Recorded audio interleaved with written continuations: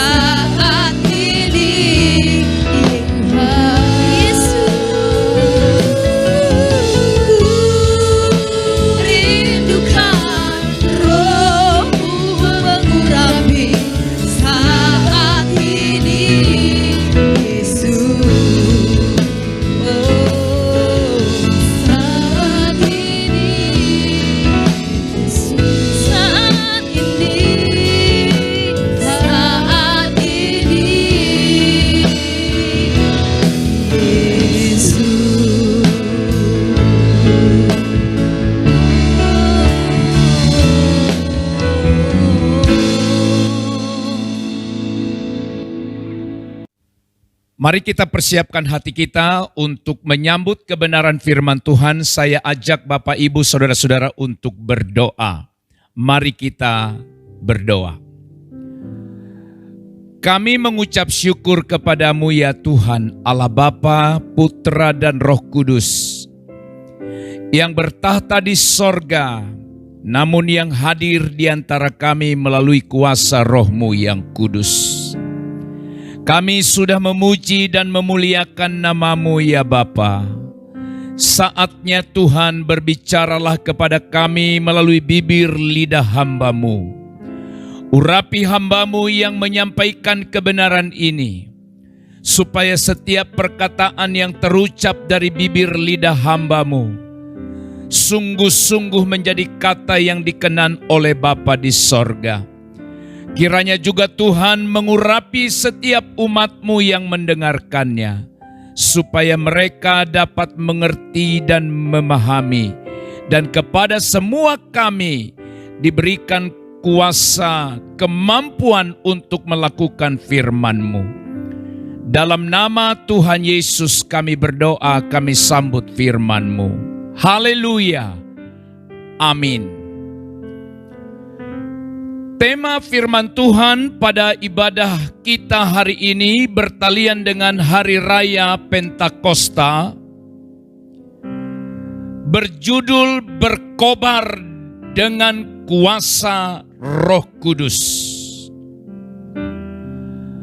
Pembacaan firman Tuhan saya awali dari Kisah Rasul pasal yang kedua, ayat yang pertama sampai ayat yang keempat. Demikian firman Tuhan. Ketika tiba hari Pentakosta, semua orang percaya berkumpul di satu tempat. Tiba-tiba turunlah dari langit suatu bunyi seperti tiupan angin keras yang memenuhi seluruh rumah di mana mereka duduk. Dan tampaklah kepada mereka lidah-lidah seperti nyala api yang bertebaran dan hinggap pada mereka masing-masing. Maka penuhlah mereka dengan Roh Kudus. Lalu mereka mulai berkata-kata dalam bahasa-bahasa lain, seperti yang diberikan oleh Roh itu kepada mereka untuk mengatakannya. Saudara-saudara, Alkitab berkata ketika tiba hari Pentakosta, semua orang berkumpul. Dan pada masa itu atau saat itu tiba-tiba turunlah dari langit suatu bunyi seperti tiupan angin keras. Juga tampak kepada mereka lidah-lidah seperti nyala api. Dan penuhlah mereka dengan Roh Kudus. Ketika tiba hari Pentakosta, Kata Pentakosta secara harafiah berarti 50, yang merujuk pada 50 hari yang telah berlalu sejak persembahan Paskah, yaitu 10 hari setelah kenaikan Tuhan Yesus ke sorga. Pentakosta adalah hari yang penting baik pada umat perjanjian lama maupun umat perjanjian baru. Pada zaman perjanjian lama, Pentakosta dirayakan sebagai hari raya pengucapan syukur bagi bangsa Israel atas hasil panen gandum, di mana perayaan atau pesta ini dirayakan selama 7 minggu. Ulangan pasal 16 ayat 9 sampai 10. Dalam perjanjian baru, saudara-saudara, oleh orang Kristen atau oleh jemaat mula-mula, Pentakosta itu dihubungkan dengan hari turunnya Roh Kudus.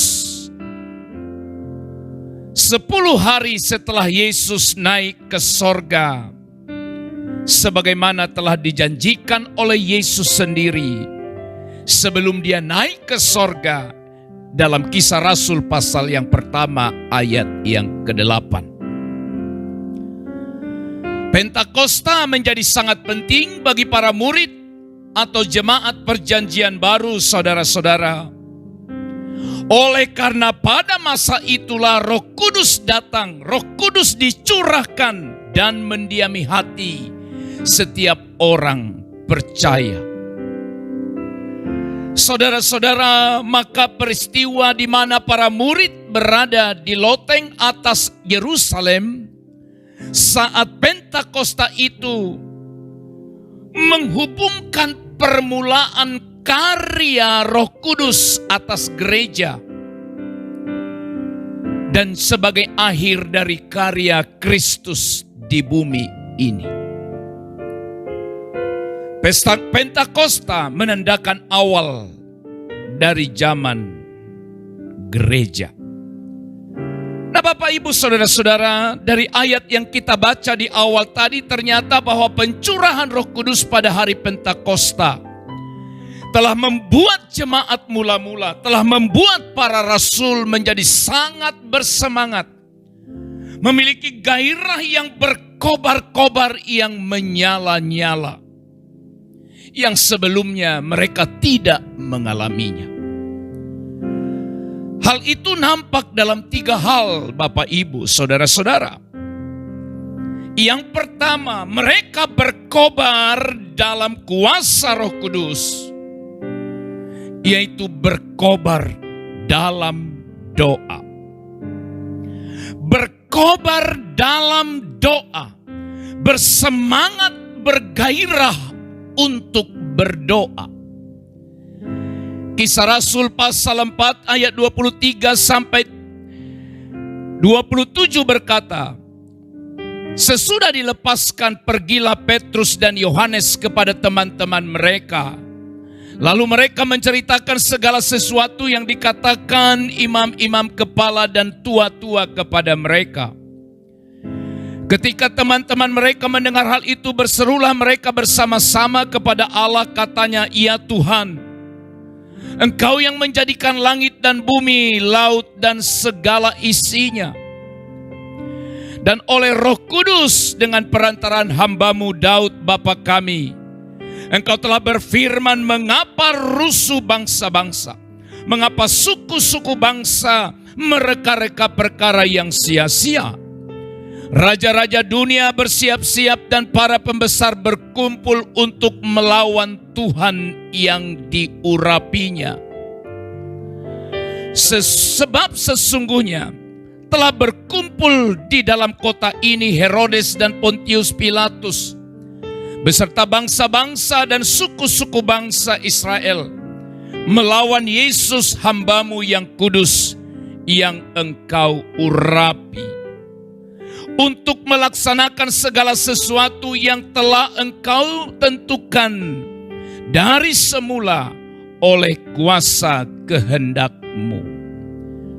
Dan sekarang ya Tuhan, lihatlah bagaimana mereka mengancam kami, dan berikanlah kepada hamba-hamba-Mu keberanian untuk memberitakan firman.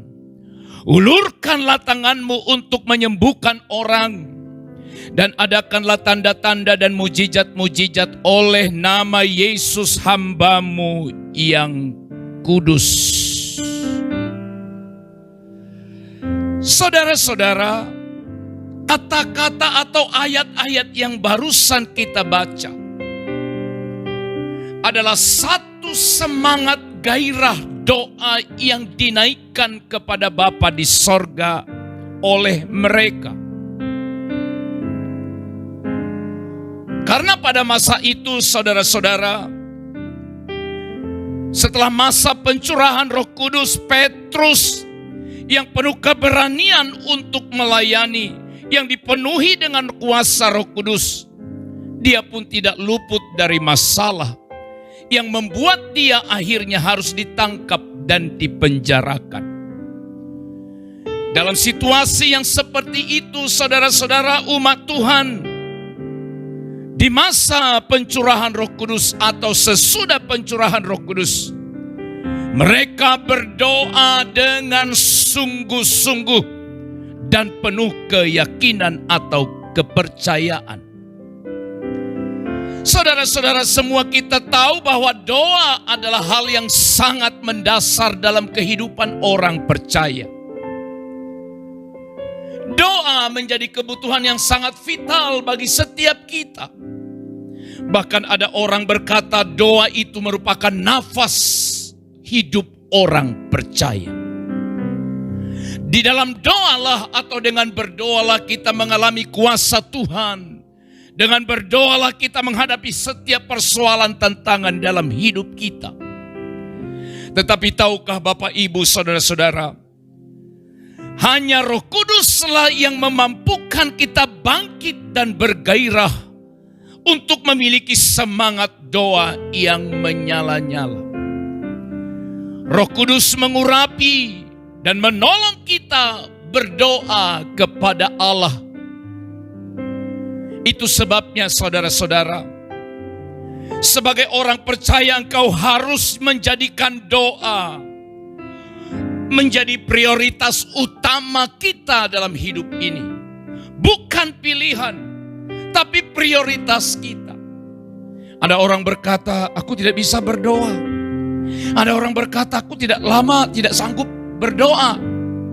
Nah, saudara-saudaraku yang dikasihi oleh Tuhan, hari ini saya ingin sampaikan, kalau saudara dan saya ingin mengalami terobosan lewat doa, maka mintalah Roh Kudus menolong kita.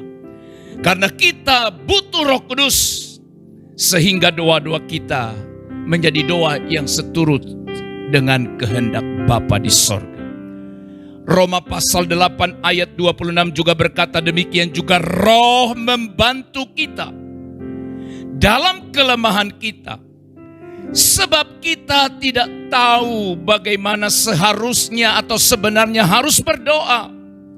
Tetapi Roh sendiri berdoa untuk kita kepada Allah dengan keluhan yang tidak terucapkan. Di hari Pentakosta ini berkobarlah, bergairahlah, bersemangatlah, tingkatkanlah doamu kepada Bapa di sorga. Kita sedang berhadapan atau menghadapi situasi sukar di masa-masa kita merayakan hari Pentakosta tahun ini. Tapi saya percaya tidak kebetulan firman ini mengingatkan kita supaya kita makin sungguh-sungguh, lebih sungguh-sungguh lagi untuk berdoa kepada Bapa, karena Roh Kudus akan menolong dan memampukan kita. Hal yang kedua, berkobar dengan kuasa Roh Kudus dialami oleh umat Tuhan, dialami oleh para rasul setelah hari raya Pentakosta. setelah Roh Kudus dicurahkan atas mereka. Ternyata saudara, Roh Kudus telah membuat umat Tuhan, membuat gereja mula-mula berkobar dalam kuasa. Sekali lagi berkobar dalam kuasa. Sesuai dengan Kisah Rasul pasal yang pertama ayat yang ke-8, janji Tuhan. Tetapi kamu akan menerima kuasa kalau Roh Kudus turun ke atas kamu. Dan kamu akan menjadi saksiku di Yerusalem dan di seluruh Yudea dan Samaria dan sampai ke ujung bumi. Garis bawahi kata kamu akan menerima kuasa kalau Roh Kudus turun ke atas kamu. Kita memiliki kuasa, kita memiliki semangat, kita memiliki keberanian untuk menjadi saksi Kristus oleh karena Roh Kudus turun atas kita. Kisah Rasul pasal 4 ayat 31, Alkitab berkata, dan ketika mereka sedang berdoa,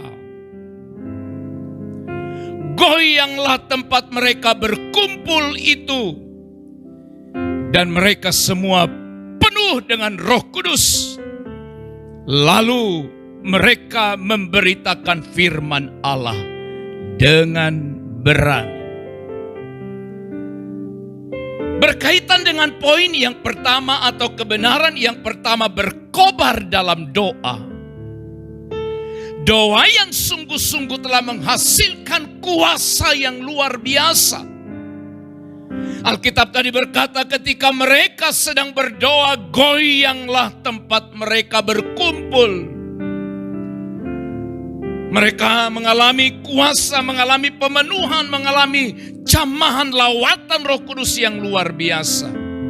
Dan akibatnya mereka memiliki keberanian untuk memberitakan firman Allah. Saudara-saudara, berbicara mengenai dipenuhi atau kepenuhan Roh Kudus adalah satu bukti bahwa Tuhan Allah hadir dan menyertai hidup kita. Dipenuhi Roh Kudus, satu bukti atau membuktikan bahwa Tuhan menyertai kita.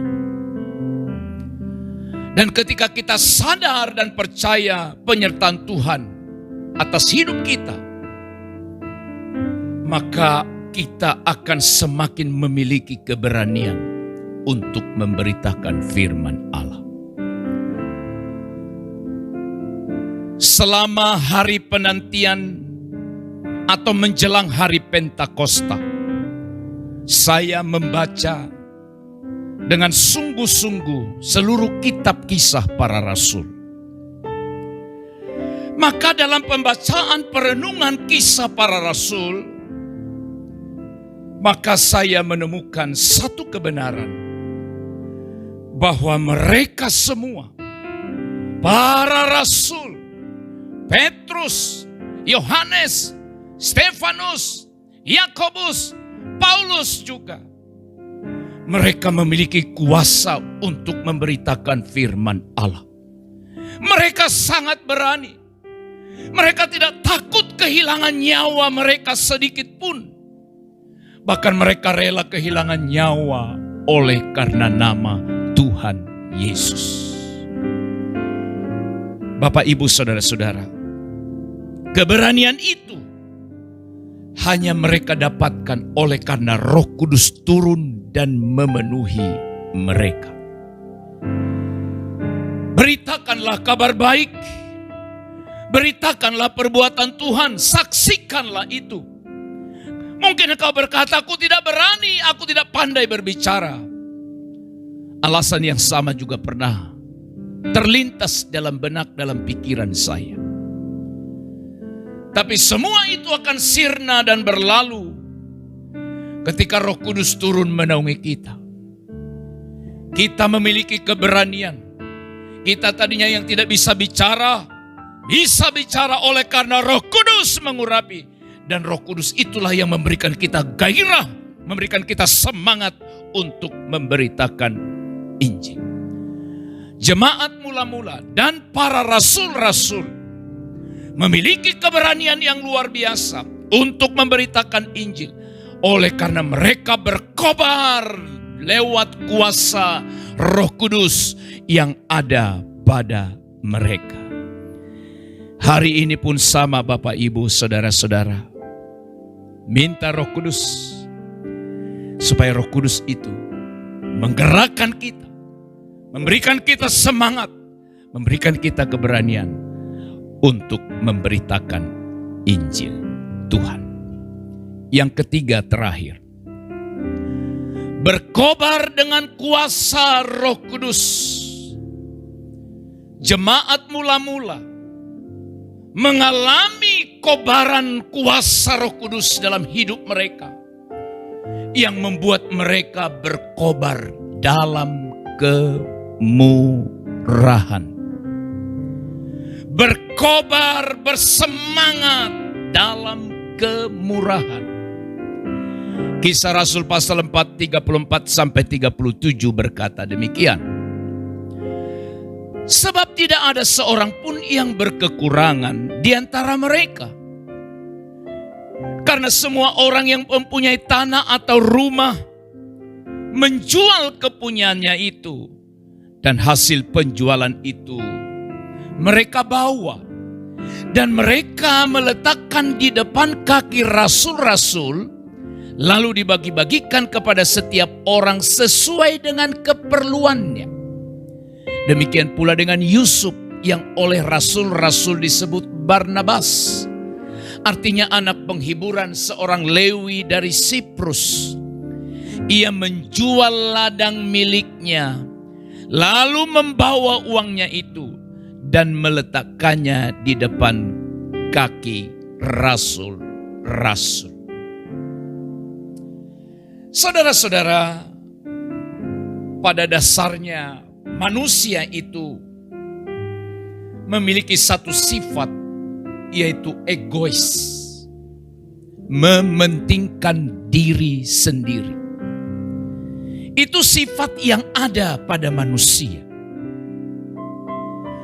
Egois atau mementingkan diri sendiri artinya dia tidak mau tahu, tidak mau peduli keadaan orang yang ada di sekelilingnya. Saudara-saudara, namun berbeda dengan gereja atau jemaat mula-mula setelah mereka mengalami lawatan Roh Kudus. Ketika Roh Kudus hadir dalam diri seseorang, dia akan berubah menjadi orang yang bermurah hati dan penuh belas kasihan. Saudara-saudara,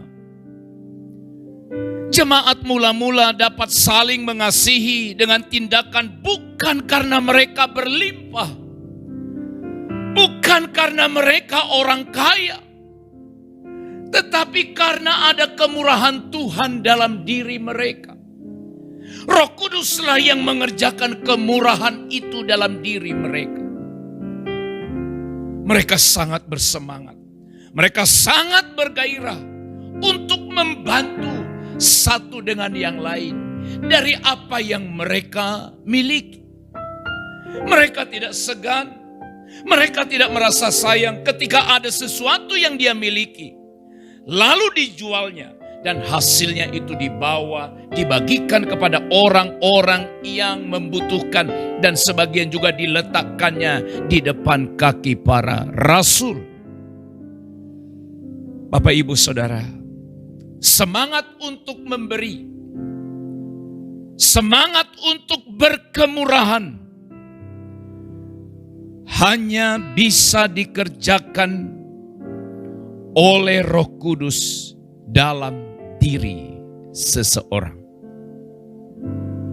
Makanya kita tidak perlu heran ketika kita mengenal seseorang yang secara finansial dia tidak berlebihan, tetapi dia memiliki kemurahan untuk memberi.